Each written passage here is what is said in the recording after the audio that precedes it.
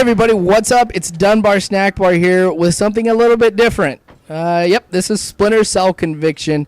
I said a little while ago I was probably going to play a couple missions and post it on YouTube. I might do one more mission after this. This is one of the earlier missions of the game. I didn't want to ruin the plot for those of you who haven't played it. And this is a game I highly, highly recommend. It's usually not the style of game that I like to play because I'm definitely the kind of person who likes fast-paced action games. Call of Duty, a lot of shooters, kind of in that direction as well. I did like Homefront actually quite a bit. I thought that was a great game.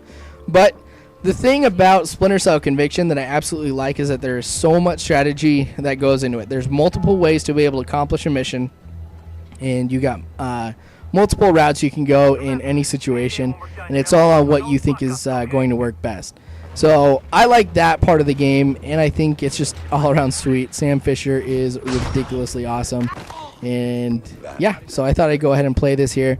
One, because it's an awesome game, and I really wanted to pick it up and play it. I was craving it, but also at the same time, kind of wanted to take a little bit of a break from sports. You guys see on my intro, it talks about me doing first-person shooters, and while yes, I know this isn't a first-person shooter, I've done so many sports games lately. I wanted to take a little bit of a break from doing commentating on sports games and just have some fun and just do a quick let's play of Splinter Cell Conviction, which is, like I said, an absolutely awesome game. You'll probably see some more shooters come from me here towards the end part of the year when Battlefield 3 and Modern Warfare 3 comes out. I'm still indecisive as to which game that I should get. I absolutely love Battlefield. I used to play Battlefield 2 all the time, and I'm hoping Battlefield 3 will kind of pick up where Battlefield 2 left off in the awesomeness category. Yes, that is a category. But also at the same time, I mean, Call of Duty, Modern Warfare 3 just looks to be an awesome game. And Call of Duty all around, I think, is just a great franchise. Always puts out some good games. So I might just end up getting both and playing both games here on YouTube. Of course, continuing to do sports. Don't worry about it, guys. I'm not dishing sports or anything like that. Heck, this will probably be the only type of shooter game that I do for a little bit. I don't know. I might do another one here or there. Who knows? But one of the things I wanted to do on this video is to kind of give some advice. Because I get a lot of questions from people who are looking to start up YouTube channels, and to those who already do have YouTube channels. Kind of wanted to let you guys know of a little learning experience that I had. Another reason I'm doing Splinter Cell real quick, and I wanted to take a break from sports, is because the last video I did, the Subway series, ended up having a big mistake in there. I referenced 3 New York teams that used to play against each other: the Mets, the Yankees, and the Dodgers. Now, I neglected, of course, to give the correct information by saying the Giants in there, which, now that I think about it, that's so true, and I don't know why I forgot that, but the fact is, I did. I have talked about before, when I had given a little bit of advice previous to this video, that it's always important to write some notes down, check your facts, and things like that. I would do that religiously, and then lately things have just been going so well that I kind of got lazy when it came to checking my facts, and I started doing more and more things just off the top of my head and not necessarily with notes. And you guys can definitely see what happens when you don't do that and you get lazy. You're going to make mistakes, and that's definitely what I did. One of the things about being a YouTube commentator is people will definitely let you know when you make a mistake, and they will not hesitate to let you know. And I don't mean this to bash anybody, but people can be very, very brutal, and I think they're intentionally brutal as well. It's very difficult being a commentator. I'm not going to lie, but it's absolutely fun. And I also hate to say it, but that just comes with part of being a commentator. You're going to get these kind of people who come across and things like that. At first, it really, really got to me. I was at work. I started seeing the messages come in on my phone from people who were posting stuff on the channel, on the video, and things like that, just telling me I was wrong.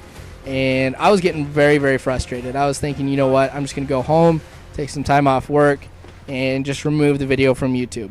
But I didn't. And that's what those kind of people who come across your channel want you to do. They want you to get angry and things like that. One of the things, too, you just have to be patient with yourself. You know, and everybody knows, that I am human. Every commentator is human, and we're prone to making mistakes. And I got to bash through this glass. But everybody is going to make mistakes. And unfortunately, when you're a commentator, it becomes more public.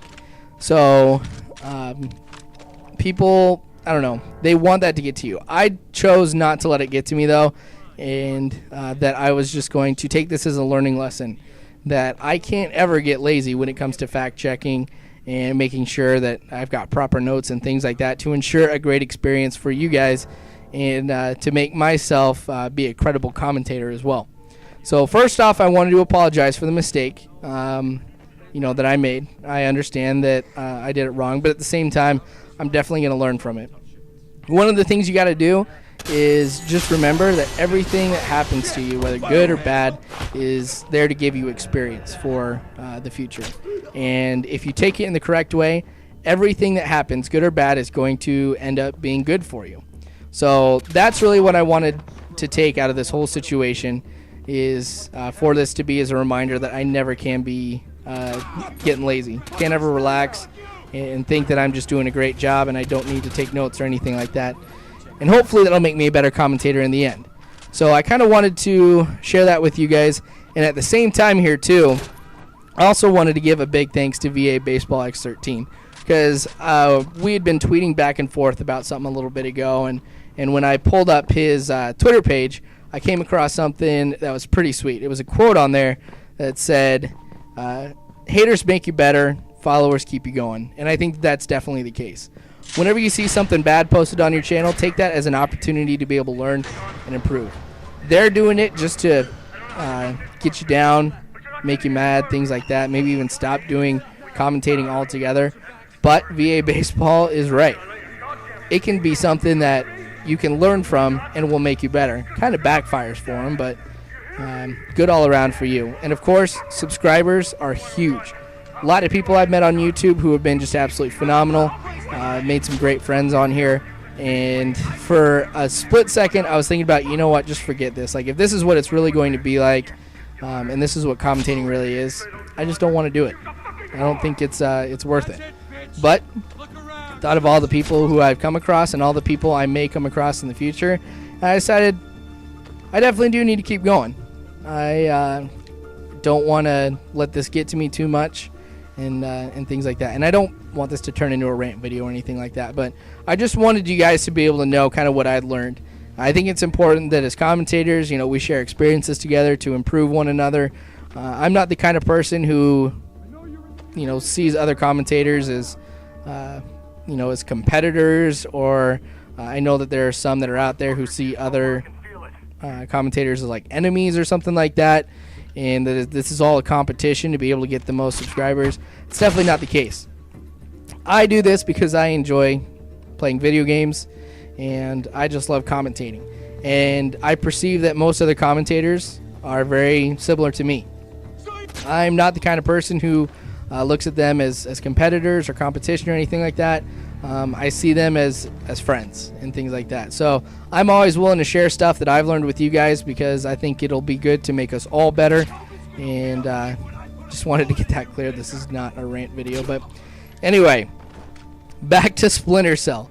I love this game, which you guys have heard me say already. I think that the pistol is actually my favorite weapon.